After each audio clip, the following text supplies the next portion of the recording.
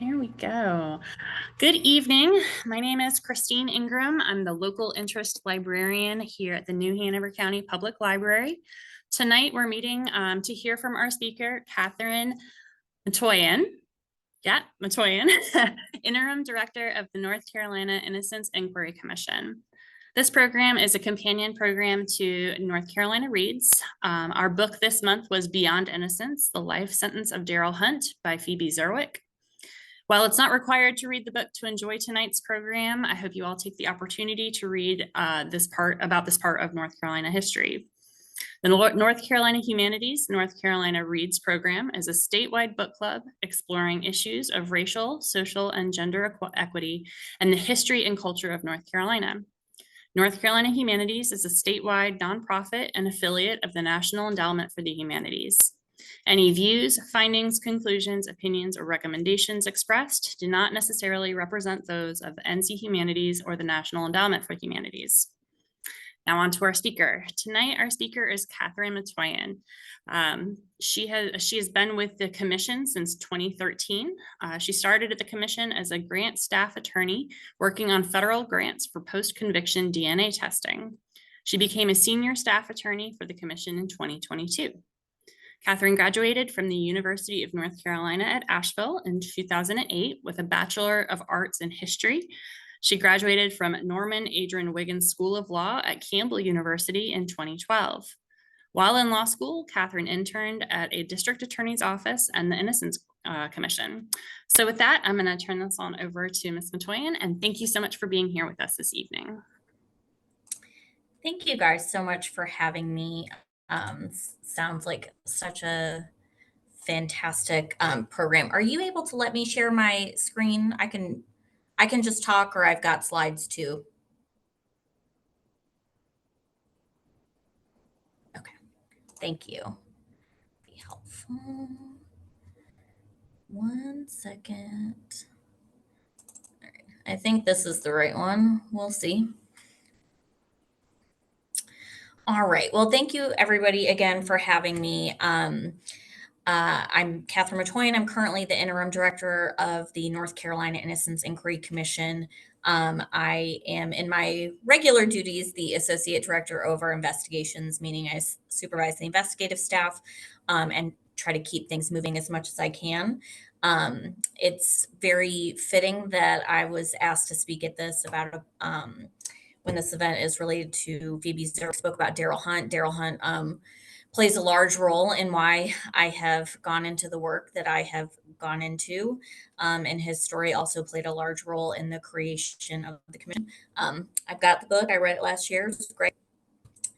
But I want to take some time today and talk to you guys about the North Carolina Innocence Inquiry Commission and how we work and how we operate, and then talk about one of our exoneration cases, and then hopefully leave some time at the end for questions. So Christine, if I'm running over on time, please just let me know and I will stop talking. So to start, I can get it to go. There we go. So the North Carolina Innocence Inquiry Commission is a state agency in North Carolina. We are tasked with investigating claims of innocence by people who've been convicted of crimes. We are the first and only state agency of its kind in the country. So North Carolina has really been on the cutting edge with criminal justice and wrongful convictions and how to handle those. We get interest from other states, and even Canada has a bill kind of based on the commission model going through Parliament right now. But right now we're still the only ones. We think someone's gonna do that soon, but right now we're the only ones. And the commission really came out of a period of time where there were a lot of high profile exonerations in North Carolina, including the exoneration of Darryl Hunt. And a study commission was convened to research the causes of wrongful convictions and come up with some solutions and ways to handle those. So that was kind of the start of the commission. So we are neutral and independent. So we are not prosecutors, or law enforcement. We are not defense attorneys. We do not enter into an attorney-client relationship. They're claimants, not clients. And so we will never represent them. Our job is simply to get to the truth. We always like to say we look into the good, the bad, and the ugly. We will investigate anything in order to get to the truth. So we're not a political agency. We are not policy driven.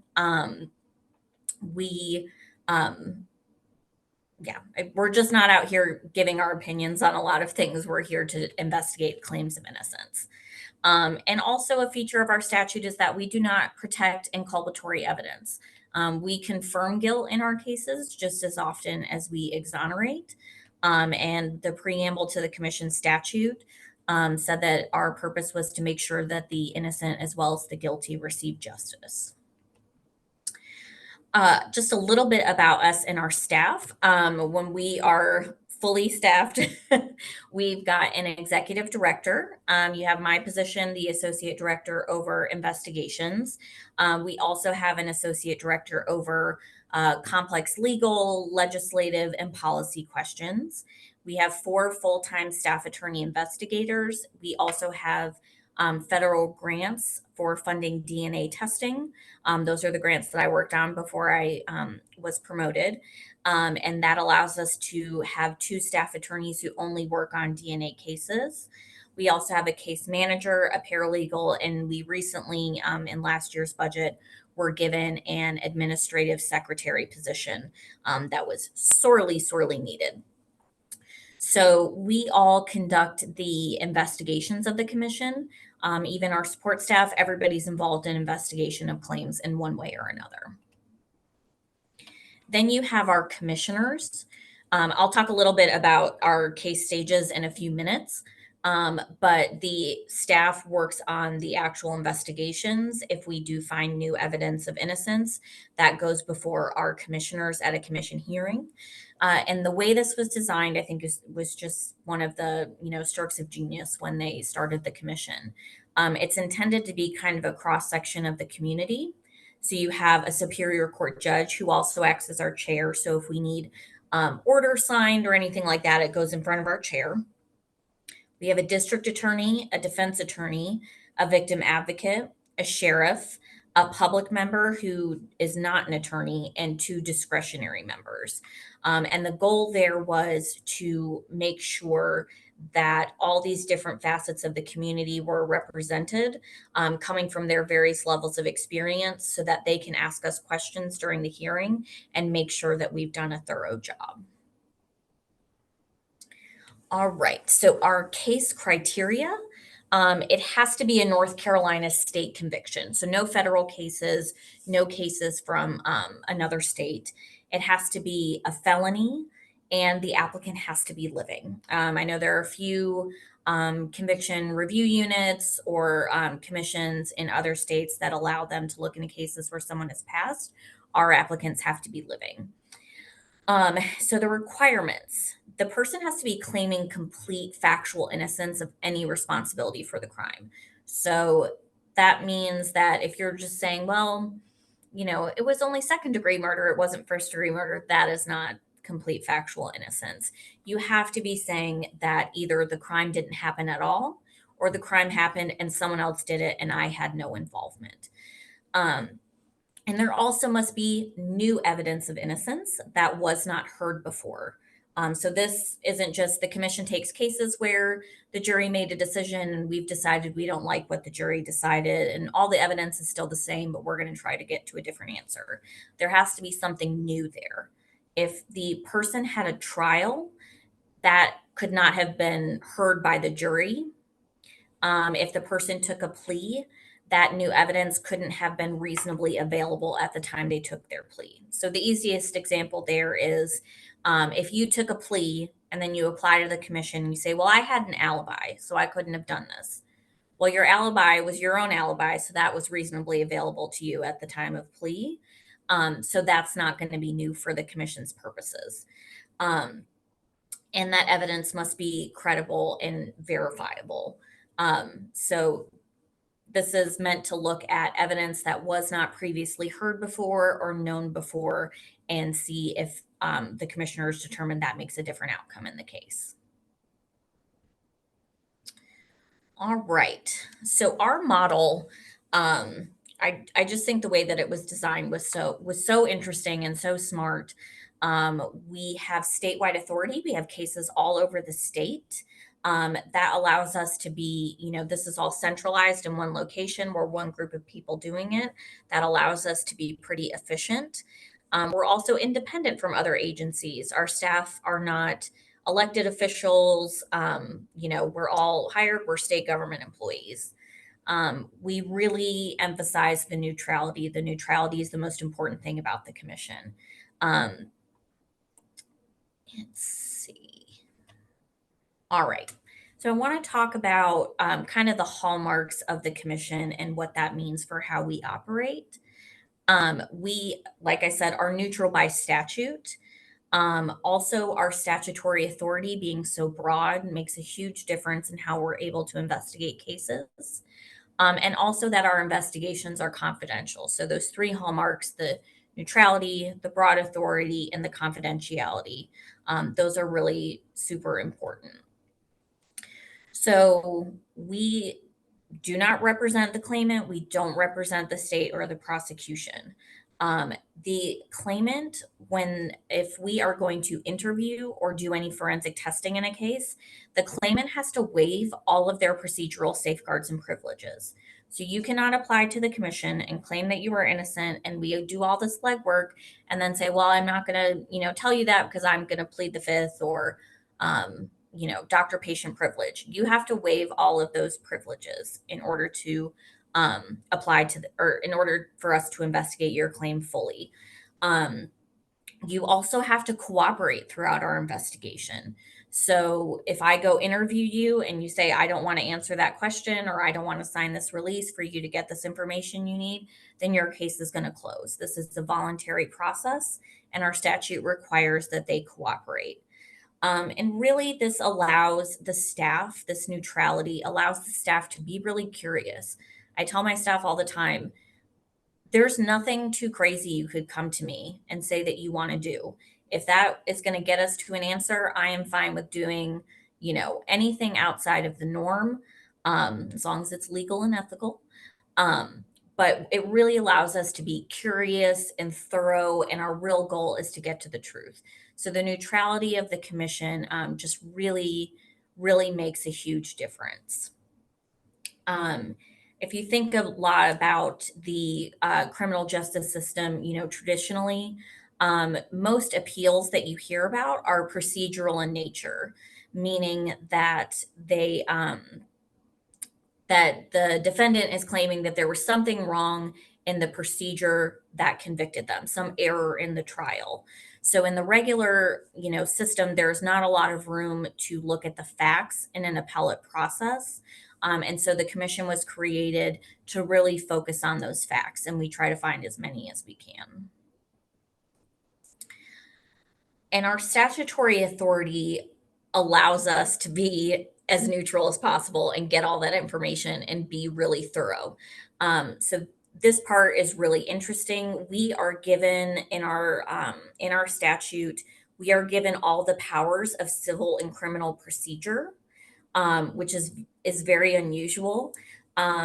For example, we conduct depositions of witnesses all the time. That is usually something that's done in the civil world. In North Carolina, depositions really aren't done in the criminal process that often. So that allows us to get somebody in a room, get them under oath, be able to show them a lot of things and ask them all of our questions.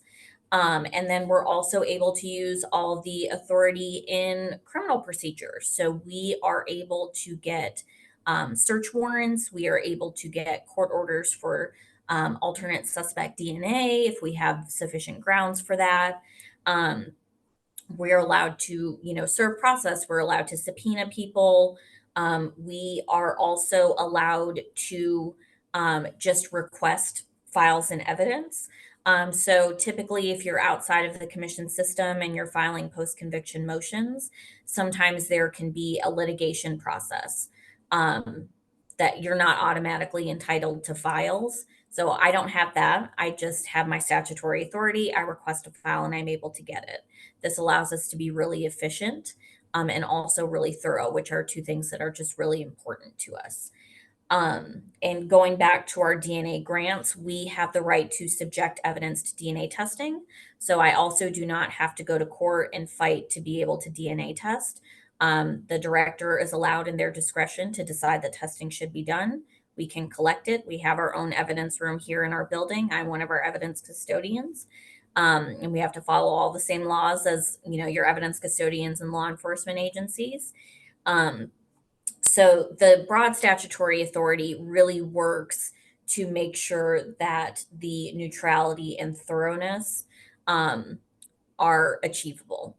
Nobody wanted the commission to investigate a case but not be able to access a certain kind of file.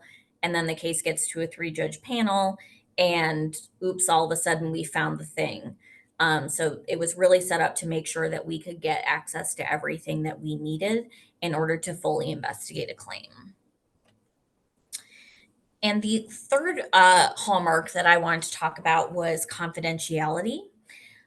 So our cases are confidential unless certain circumstances have arisen. So if I'll talk about our case stages again in a minute, but if a case goes through to a 3-judge panel, anything presented at the hearing gets filed with the court and becomes public record. And we also have to turn over those files to the parties. But other than that, our cases are confidential, meaning that if you call and ask me if I have a case open, I can neither confirm or deny whether or not we have had that case or ever had that case. So we just don't give out that information. And this was really designed to, we get access to a lot of really sensitive files. It's designed to protect victims and their sensitive information as well. And that really allows us people feel more free talking to us if they know that confidentiality exists. And agencies with sensitive information can also feel better about turning over those documents to us, knowing that we just don't go put things out in the public record and send it to anybody.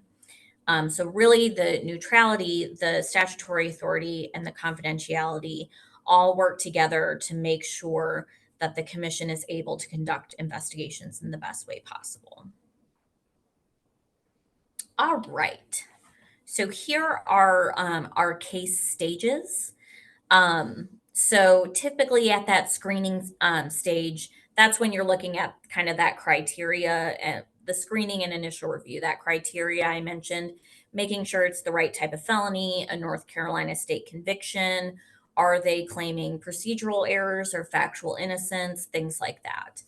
The further review stage is usually we've screened it, it meets our minimum requirements. That's when we start kind of gathering those files, gathering those documents. We want to really understand what happened in the original investigation. A lot of times, the initial review is based on a questionnaire that claimants fill out. And sometimes they will put in the questionnaire, well, they never DNA tested anything, or they DNA tested it and I wasn't there. And so we say, okay, well, let's look at this and see if we can DNA test. It gets to that further review stage. I request the crime lab file. And of course, during the original investigation, they did do DNA testing and the DNA testing matched back to the claimant. So at that point, that case would close. But the further review is kind of that information gathering stage.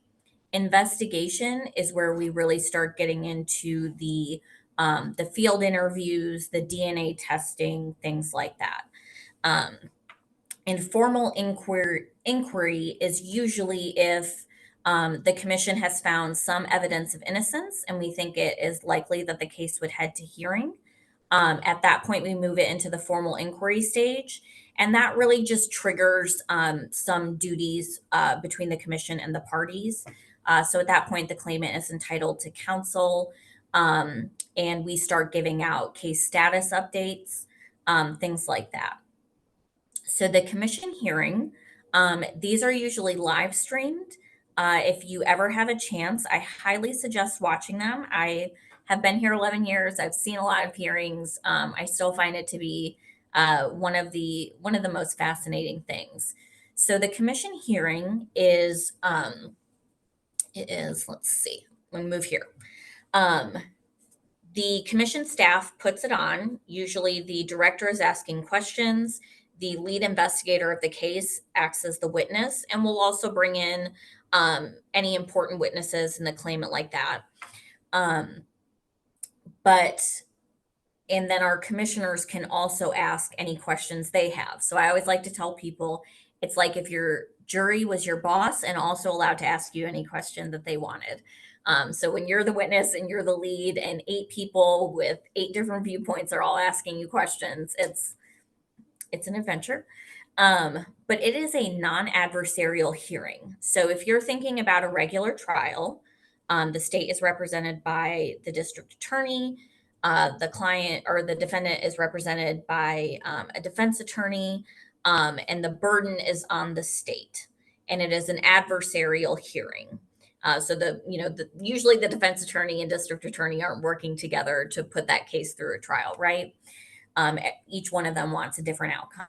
Our hearings are non-adversarial, so we are charged with presenting all relevant evidence. So we do not hide evidence that is not favorable to the claimants. We do not hide evidence that is favorable to claimants. Everything gets brought out at our hearing. And the rules of evidence don't apply. And that is important because that allows us to summarize our investigations. I personally have had 2 cases go to hearing where I interviewed over 50 people for each case. So the fact that the rules of evidence didn't apply meant that I was allowed to summarize what those people said, and I didn't have to bring 50 people in to talk to the commissioners. So the standard there that the commissioners are looking at, they are trying to determine if there is sufficient evidence of innocence to merit judicial review. If the person had a plea, it has to be 8 out of 8 members. So all eight commissioner positions have to unanimously put that case through. If they had a trial, it just needs to be a majority. So that's 5 of 8 members. And there's no right to appeal from that decision. So that is what happens at a commission hearing. Again, if you ever have a chance to live stream one, I highly recommend it. And then at a 3-judge panel, so the 3-judge panel is appointed by the Chief Justice, 3 judges from around the state. And it goes back to being an adversarial process, but it is a reverse trial. So at the 3-judge panel, the claimant has the burden of proving by clear and convincing evidence that they are innocent. And all 3 judges have to agree. So it goes back to being adversarial, but in reverse of that regular trial. It is the rules of evidence. They changed our statute last year. The rules of evidence apply at those hearings.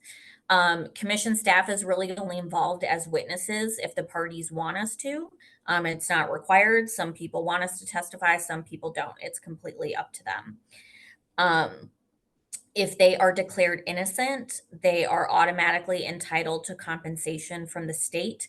I believe it's $50,000 a year for every year you are wrongfully incarcerated, up to $750,000. So there's a cap there. Let's see. I just wanted to give a little kind of a bar chart so you can kind of see what types of cases we get claims for.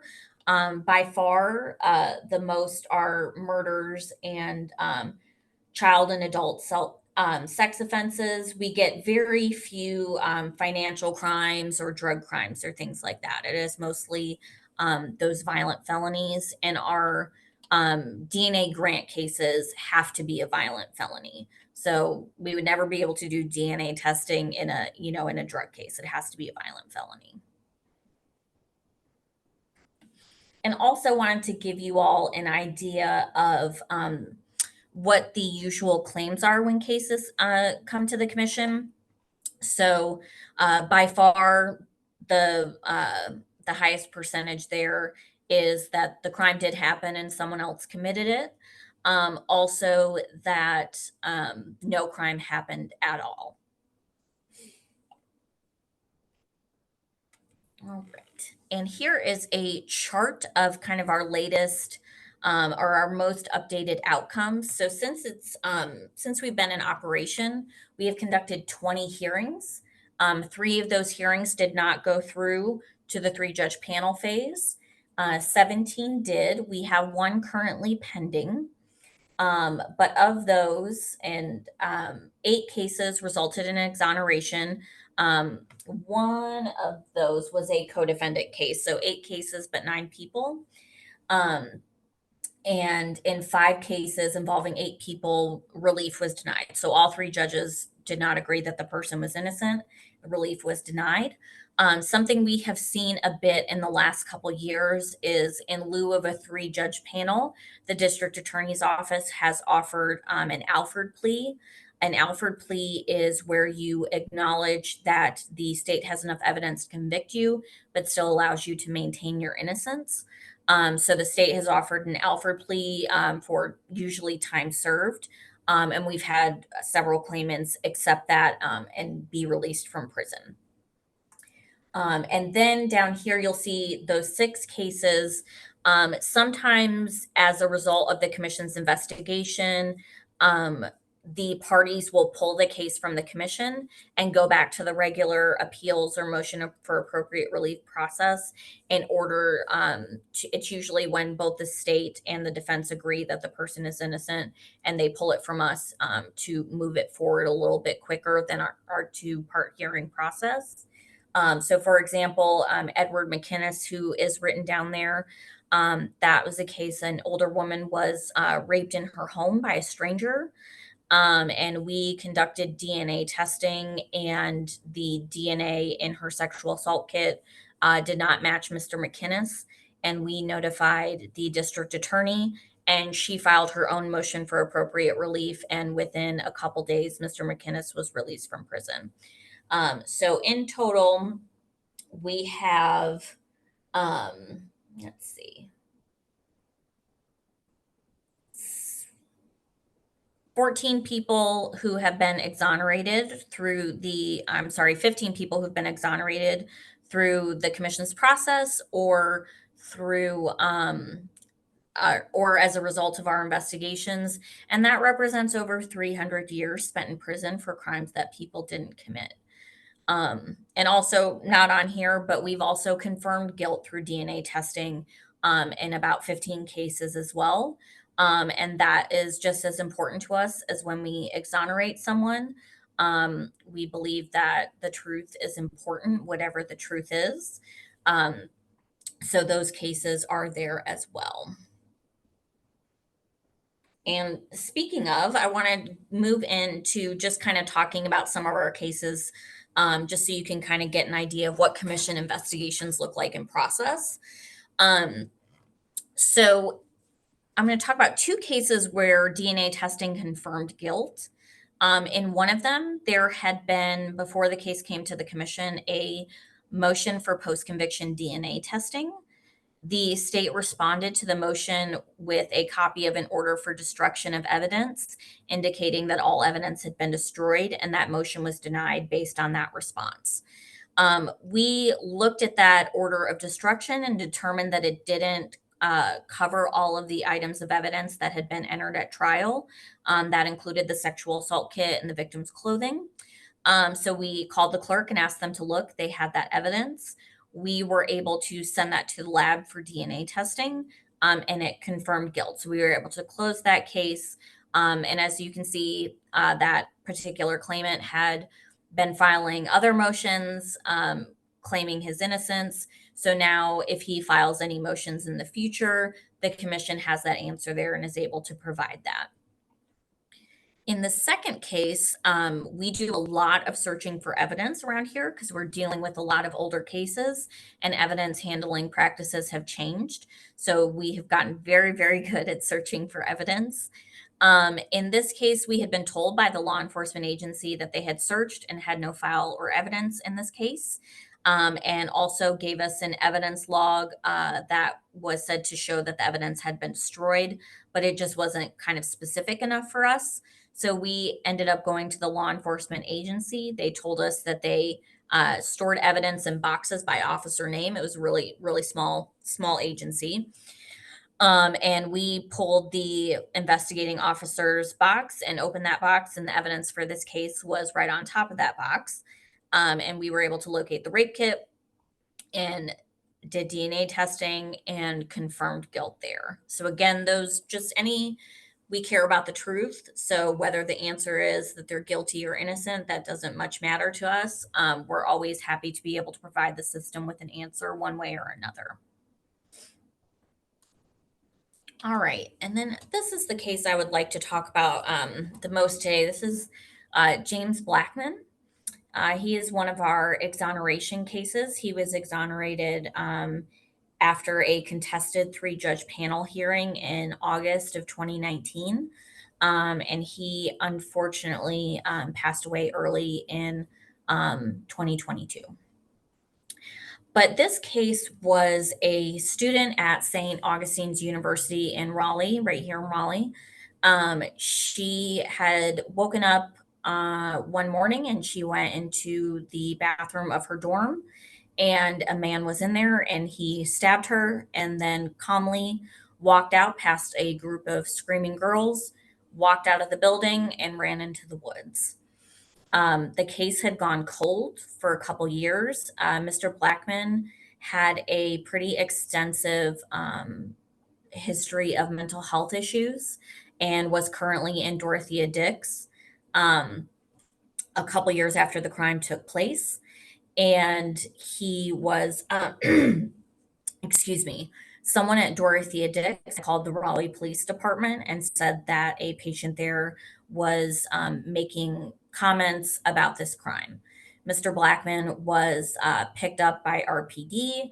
He was interviewed multiple times over multiple days and gave what they called a confession. I always like to tell people when I'm talking about this case, the documents are up on our website. I would encourage anyone to read kind of that collection of documents that they termed a confession. And Mr. Blackman took an Alford plea and had been in prison since, I believe, 1985. We got the case. We were able to locate a fingerprint on the door of the bathroom stall where the victim had been stabbed.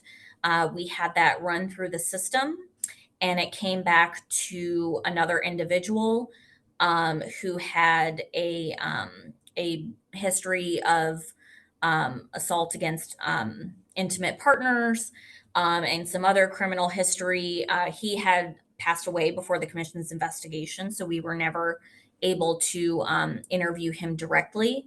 But we did do an extensive investigation into his background, people that he knew.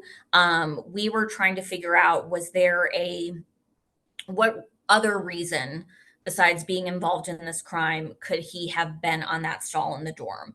Did he date a girl at St. Augustine's and was spending the night and used the girl's bathroom? Had he worked there? Anything like that. Mr. Blackman's case in our investigation, I think, is really a shining example of what the commission does, because we didn't just, email St. Aug and say, hey, do you have any record of this guy working there? And they said no. And we found the head of the maintenance staff at that time. We talked to a bunch of people at the school. We looked through old work orders at the school. Had there been painting there? Was there a cleaning crew? How often did they clean? We really went and bugged a lot of people about a lot of things to try and get as much information as we can, because we wanted to know if there was some innocent reason for his fingerprint being there.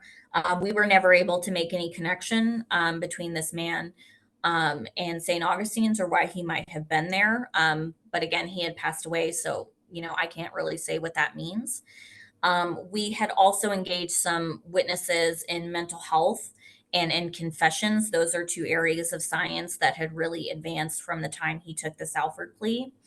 And one of the most important parts of this case was we were able to create a timeline of Mr. Blackman's whereabouts. Again, he had a pretty extensive history of mental health issues. So there had been a lot of prior hospitalizations, a lot of prior arrests, things like that. We were able to put together a really detailed timeline of where he was within days of the crime, which was out of state. And we were also able to show that he had no history of being in Raleigh ever until he had been arrested in Lumberton and had gone to Central Prison and then was put in Dorothea Dix. So really, this case is always holds a special place for me. I think it's just an example of what the commission does and goes above and beyond doing.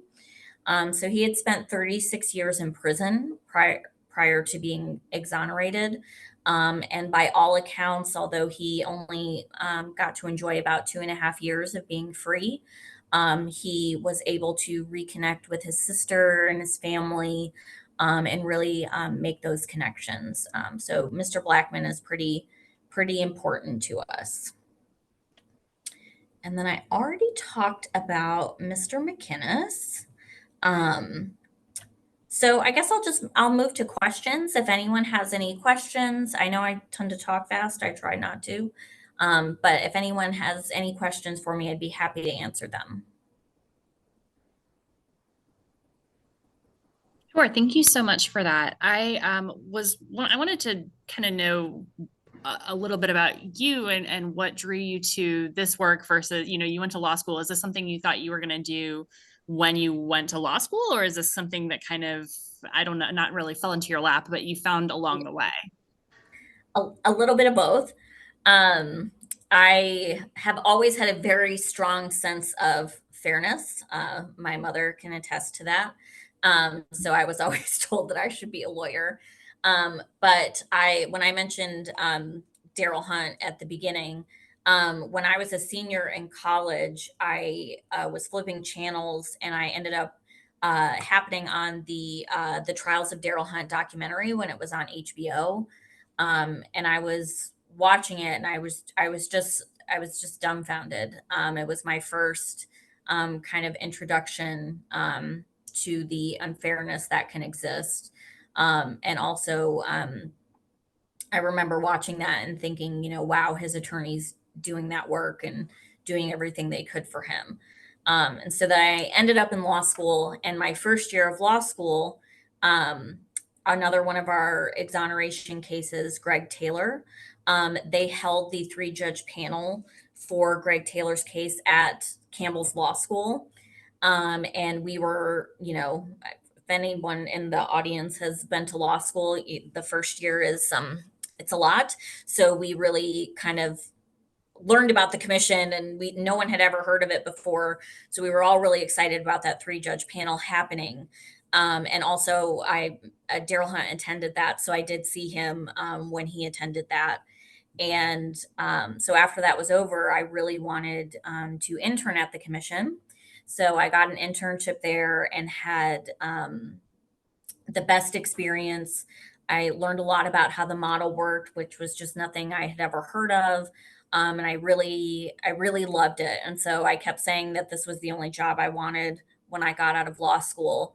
And the day after I found out I passed the bar, our former associate director, who had kind of been my mentor, called me and said, "Hey, we have these grant jobs that are going to be posting soon. I think you should apply." So it really all kind of worked out, and I have started. I started at the commission, and have stayed here because I really am. I'm passionate. I'm so passionate about our model, and I'm so grateful that North Carolina has recognized the importance of this and created such an innovative and really effective model for dealing with wrongful convictions. Great. Thank you. Hold on just a second. Sure.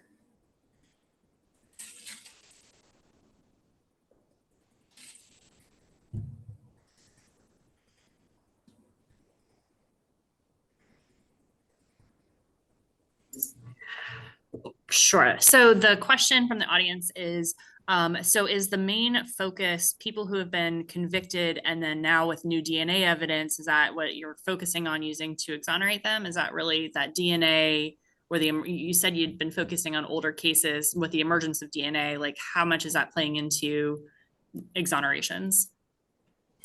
So DNA definitely plays a big role in in some of our exonerations, but not all of them. For example, Mr. Blackman's case had that fingerprint analysis, but there was no evidence left, so we could not do any DNA testing.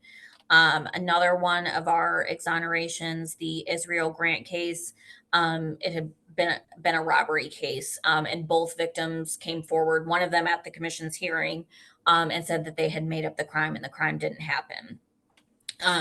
So DNA definitely plays a big role in a lot of our cases, but not in all of them. And we do have older cases from before DNA testing, but we're also starting to get, I guess now that I've been here for a while, we're starting to get cases from the 2000s now. So definitely more cases where DNA testing has been done.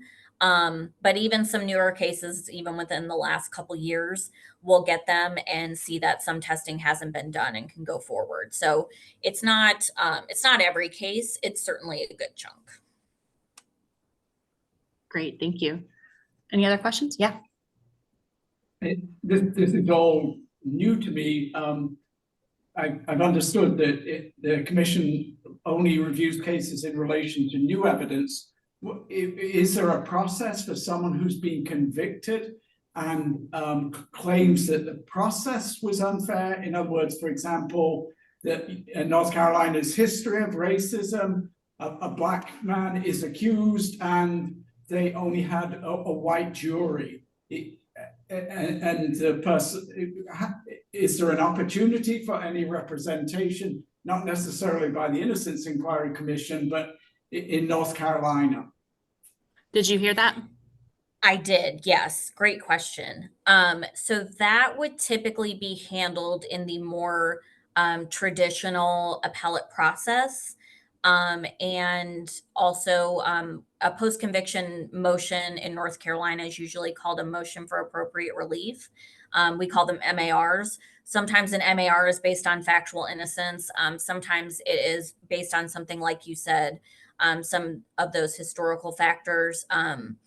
And so, yes, so we have a real limit to what we can look into. There are still some opportunities and avenues to pursue that in the traditional sense.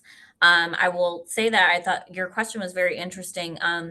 So our former executive director was contacted by a member of parliament in Canada last year, and they're currently considering a bill that would create kind of a commission model for wrongful convictions. But what they're kind of struggling with there is they also want to make it a lot broader.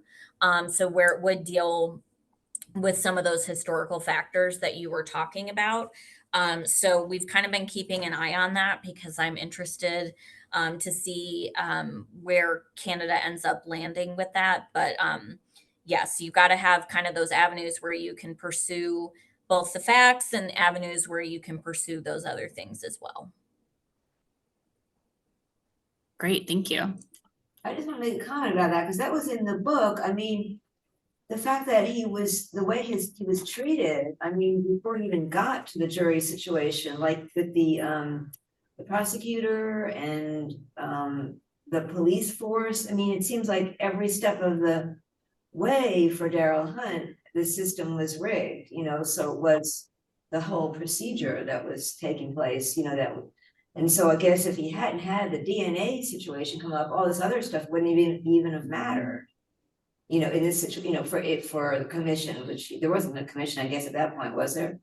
There wasn't. Yeah, it was his situation that kind of led to this commission being created. Mm-hmm. Yeah.